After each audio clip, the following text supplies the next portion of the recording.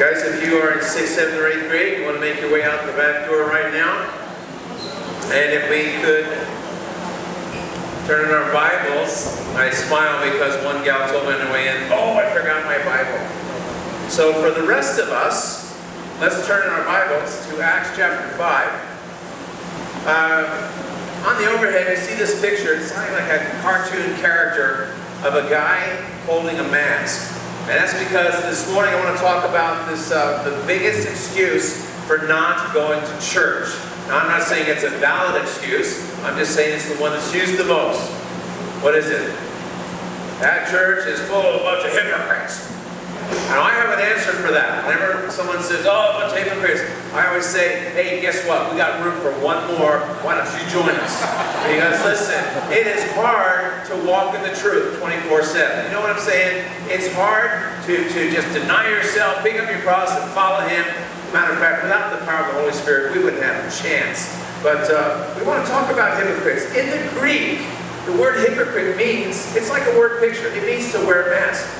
And that's why there's a picture of a guy with a mask. It means, really, I'm something underneath, but I'm projecting to be something else on the outside. A lot of times people project images, you know, like they're not happy, they're kind of miserable, but they don't care as long as they think they make everybody else think that they're happy, you know, so they wear that happy mask. But this is a whole different story. This is on a serious note, that idea of wearing a mask, pretending to be something that I am not.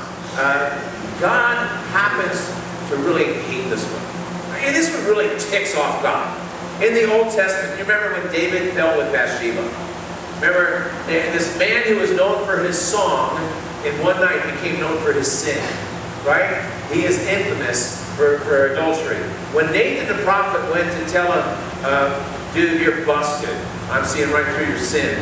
He said this, you have given, notice, great occasion to the enemies of the Lord to blaspheme. I mean, this is how it is.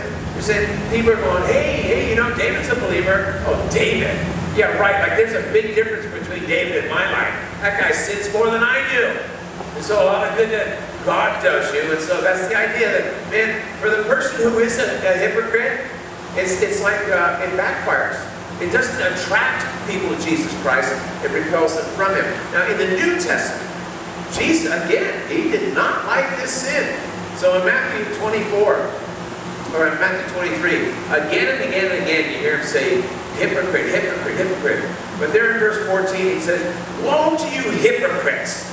And He's talking about those, in this case, who pretend to have these really long prayers. And of course, it's out in public, and the idea is everybody's going, wow, are you spiritual? I could never be as spiritual as you. And He goes, you know what? You guys who do that, you wear your mask, and you think you're so spiritual, you're going to face greater condemnation. Now, when Jesus or when God says, whoa, it's not the way when we say, whoa, look at that wave. Or, whoa, nice dress. When God says, whoa, it's bad news. He says, woe to you, hypocrites. This is one. He never said that to the adulteress. Remember, she was caught in sin. He forgave her. He never said it to people who wanted to be healed. He said it to those who were hypocrites. One thing on the inside, another thing on the outside, holding up that mask. So, what we want to do today in Acts chapter 5, we are going to study the only church in the 2,000 history of the church that you can say there are no hypocrites in that church. Of course, it came with a price. Our sermon today is called Truth or Consequences, Dying for Lying.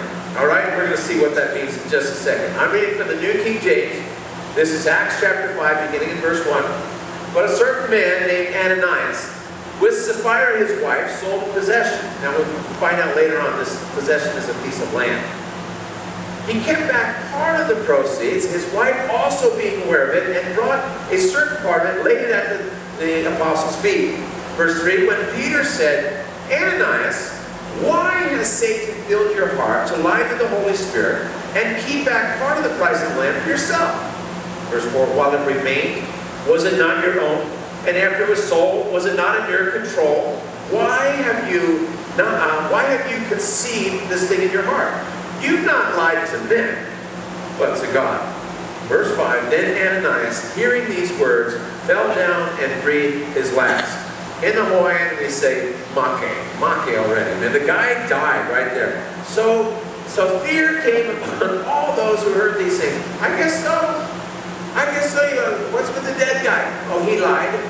Yeah, you're going to lie to him? I'm going to lie. I'm fearing right now. So the young man arose and wrapped him up, carried him out, and buried him. Now this takes reading and ushers to a whole new level. You know what I mean? What do? I pass out bulletins, I greet people, and I carry out dead bodies in church. That's what they did here in verse 6. Verse 7, now it happened about 3 hours later when his wife came in, not knowing what happened. Not a whole lot of communication back then, right? There's no text messaging, no cell phones. She's obviously been at Burberry shopping. And Peter answered her, tell me whether you sold the land for so much. She said, yes, for so much. Then Peter said to her, verse 9, how is it that you've agreed together to test the Spirit of the Lord?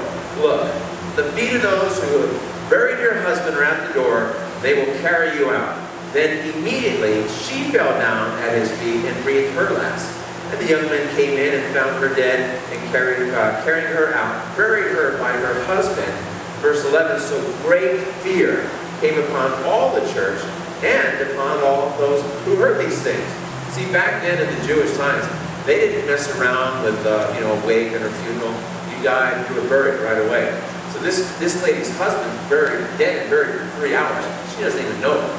She comes in trying to carry on her lie, and it backfired. Now, when I was a young Christian, I was kind of militant. You know what I mean? The pendulum swung from one area to the next.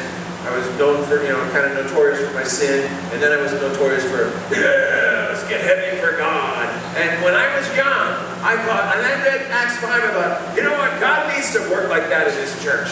God needs to shake it up, and think about it. If God killed every person who lied in this church, we wouldn't have a church. Are you kidding me? Take, for instance, some of the songs she just sang. We sang a lot about I love you, Lord. Well, how about the classic one? I love you, Lord. And we lose 10 people on the first song. The second verse, there's another 3 rows of people. Because we're pretending I love you, Lord, and we're thinking, I got some other things going on too. But here's the deal.